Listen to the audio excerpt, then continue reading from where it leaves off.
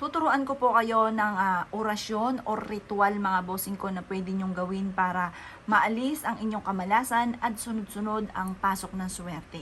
Pero syempre mga bossing ko, kung ang gusto nyong swerte ay tungkol sa usapin ng pera, kailangan magsipag ka, magtiyaga, at huwag ka makakalimot magdasal.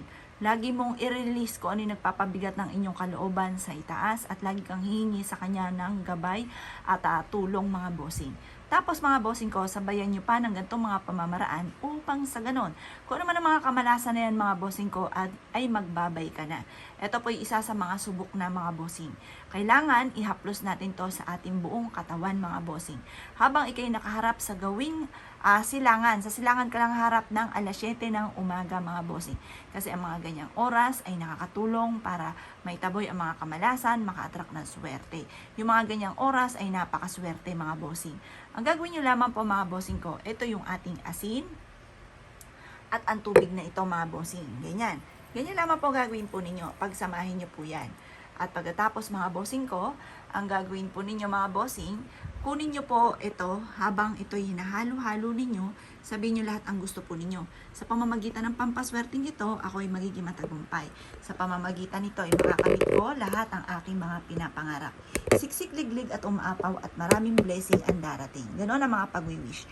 Tapos, mula ulo hanggang paa, i-apply nyo po ito. Ipahid nyo po ito mga bossing ko. At makakatulong po ito para mawala kung ano man ang mga kamalasan na pinagdadaanan po ninyo. Subok na po ito mga bossing ko, basta't ikaw po mga bossing ko ay naniniwala sa mga ganito at ikaw po ay may pagkapositibo sa buhay kasi may mga tao na may pagkanega talaga mga bossing. Ngayon, kung ikaw ay negang tao, huwag mo muna itong gagawin ha. Kasi baka maiamot ka lamang mga bossing ko, sabihin nyo po ay hindi naman tunay. Kasi baka makontra, parang kayo mismo ang kumontra sa inyo pong swerte.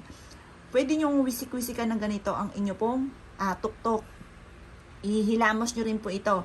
Bago ka maligo, gawin nyo po muna ito mga bossing. Tapos, habang hinahaplos nyo po sa katawan po ninyo, paulit-ulit ka na nagwi-wish na sa pamamagitan nito, puro swerte na ang darating sa akin at kailanman na hindi na ako mamumblema tungkol sa usapin ng pera. Ganon ang inyo pong gagawin mga bossing.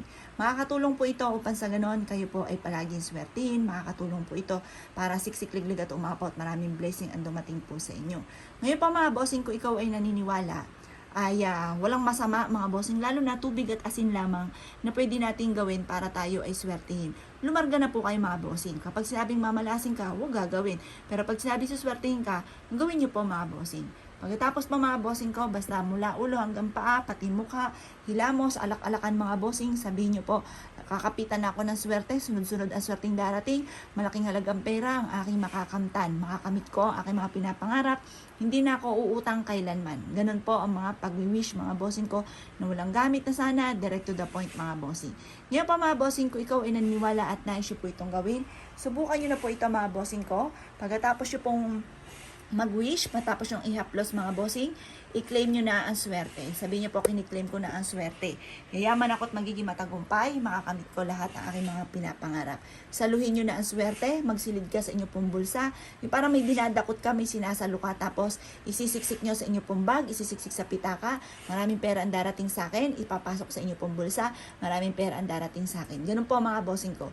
At yan po mga bossing ko, ay mas maganda ugaliin nyo po ito mga ganito. Kahit hindi ka na magpahid ng ganito, pero ugaliin nyo na parang may kinukuha ang ganyang pera, sinisilid sa bulsa, sabi nyo maraming pera ang darating sa akin. Ganon lamang po, isa po yan sa mga sikreto upang sa ganon, higit ka na maka-attract ng swerte. Kaya okay, naniniwala at nasyo po itong gawin. Good luck po sa inyo po lahat!